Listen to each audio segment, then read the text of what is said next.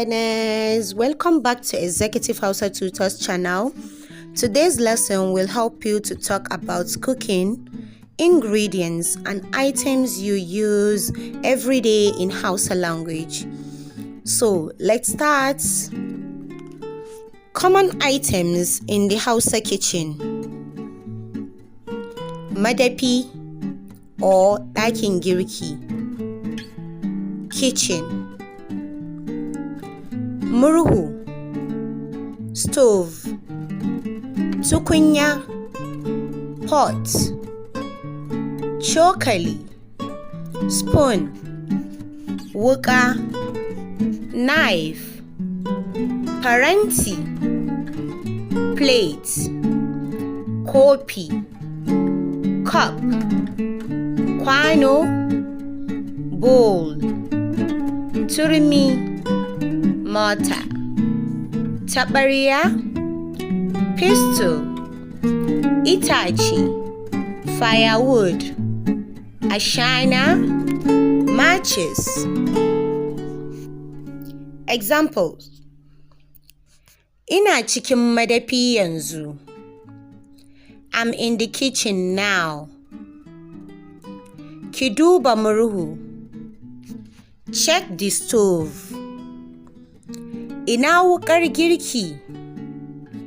Where is the kitchen knife? Now the cooking verbs: dafawa, to cook. Soyawa, to fry. Tapasawa, to boil. Wankewa, to wash. Yanka, to cut.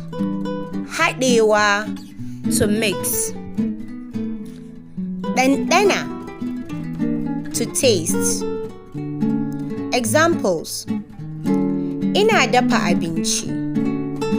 I am cooking food. Soya kayan miya. Fry the ingredients. Ki wanke kayan lambu. Wash the vegetables. Ɗanɗana girkin nan. Taste this food. Now the food ingredients vocabulary: gishiri, salt. Barkono, pepper. Albasa, onion. Mai, oil. Kayan ƙamshi, spices. Tomato, tomatoes.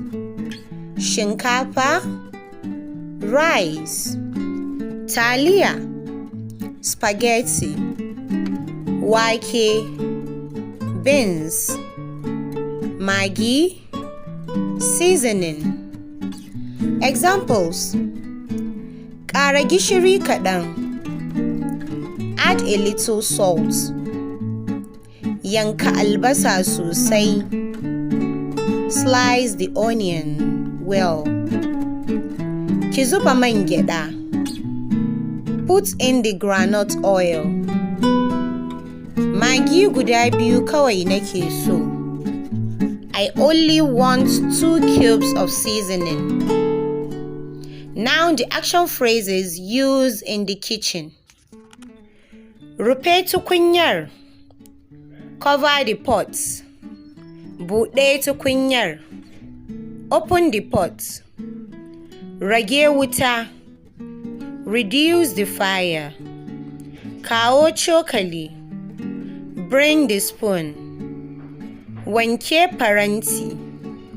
Wash the plate. Shirya tebur. Set the table. What's your favorite cooking verbs? With this, we have come to the end of our today's lesson.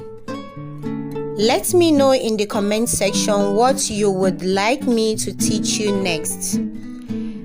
Thanks for joining us. Remember, learning Hausa language is fun. Don't forget to subscribe, comment, like, and share.